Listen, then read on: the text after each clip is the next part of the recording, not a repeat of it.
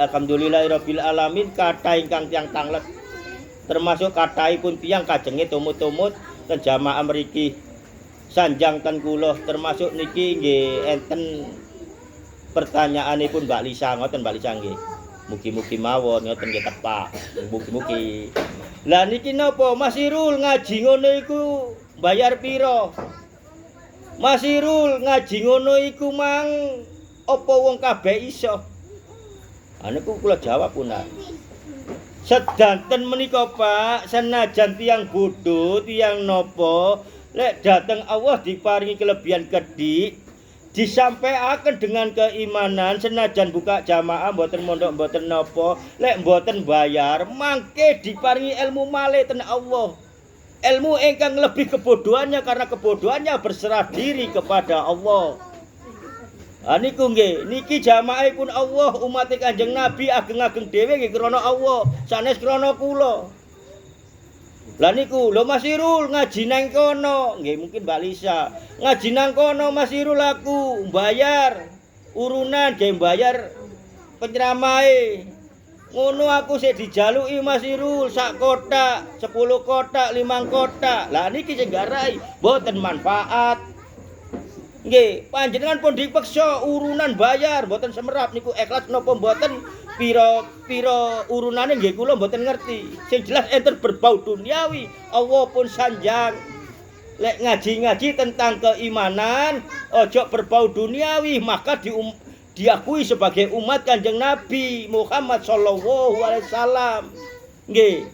Lah niki umum Mas Irul kaya ngono lho sampean niku lho pun kula peksa. Sampai sedako gawe sego. Lek ancene kula ngengken ngoten wis sak karepmu sego sak pira sak karepmu. Kon bayar gak bayar sak karepmu. Ayo tak kei ilmu, ayo ngaji bareng. Niki hake Allah. Tapi lek enten, nggih lek enten panjenengan sing ngotenaken. Sampean kok bayar 10.000. Sampean kok gawe 5 kotak. Niki kan pemaksaan.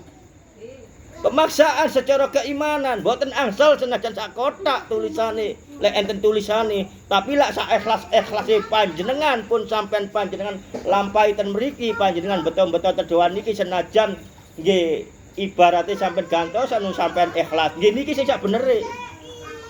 Sing sak benere mboten bayar, mboten enten berbau duniawi, mboten berbau napa-napa. Keikhlasan diri panjenengan sendiri ten mriki pun berkorban niku Allah ingkang menilai bahwa panjenengan pun nglampahi ilmu ikhlas. Gampang nggih, ilmu ikhlas. Gampang kados ngeten tok pun sampean nggadahi ilmu ikhlas. Tapi wingi-winginane panjenengan ngaos napa ilmu ikhlas iku sora. Ilmu ketemu Rama Yai Hamid iku sora. Ilmu ketemu Nabi Khidir niku sora. Ilmu Isra Mi'raj iku sora. Mboten gampang. Gampang mawon napa ingkang kula ucap niku wau sampean lakoni mangke sampean dipilih Allah sendiri sampean diperjalakan Isra Mi'raj sampean diperjalanaken keikhlasan nggih maringi tiyang senajan sampean boten saged maringi tiyang lek sampean ancene pun ikhlas di dalam diri sampean nedon niku lho ketinggal semut lewat sampean jopokaken ulam kedik sampean keaken lak digotong kroyokan lho sampe ngeten iki lho boten diajaraken malah dipersulit sampean. Lek sedako aja ngisi-ngisini. Kekno mamu iku nang madrasah, sampean mboten gadah lahan maneh mboten gadah. Napa malih diparingaken ten tiyang sing kados ngoten terus sampean turu jembatan ngoten nah, nisor jembatan ngoten nah.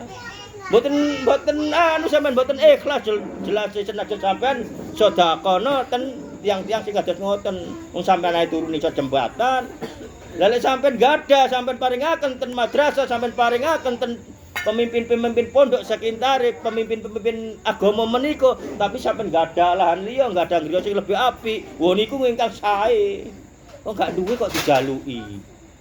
Nggih, sekecil niku. Lah tiyange kabeh pinten? Misale 10.000-an, 10, 100.000 Mas Herman. Lah lek tiyange umum jamaah umum nggih ora cal kata sing bathi sinten panitiae nggih kula lemu kula mongko motor kula sae omah kula sae gambaran mawon alhamdulillah kon mung gadah motor mboten gadah griya nggih. Lah niki wae usaha jenengan niki lek ngaos sak benere kersane manfaat nggih sing sak benere sampeyan lampahi mboten enten berbau duniawi. Bacaanipun sholawat, dzikir lan tasbih niki, bismillah niki mangke Allah ingkang ngatur dhateng panjenengan. Dadose anak putra putri panjenengan boten sebel, boten napa lancar-lancar mawon, pun sholawat mawon panjenengan imani krana niku dalane panjenengan kepanggih Kanjeng Nabi Muhammad sallallahu alaihi wasallam. Boten enten mursyid, boten enten guru ingkang ngeteraken dhateng Allah kecuali nggih menika Kanjeng Nabi Muhammad sallallahu alaihi wasallam. Ngerti Mbak Lisa punan? Dadose lek ngaos-ngaos ngoten menika nggih sae, tapi kurang apik. Sing lebih apik nggih mboten berbau napa-napa panjenengan lampahi, panjenengan salap-salap jajan kados ngeten niki, nggih niki sing artine mangke diterami oleh kehendak Allah lan diakui sebagai umat Kanjeng Nabi Muhammad sallallahu alaihi wasallam. Cukup semanten. Assalamualaikum warahmatullahi wabarakatuh.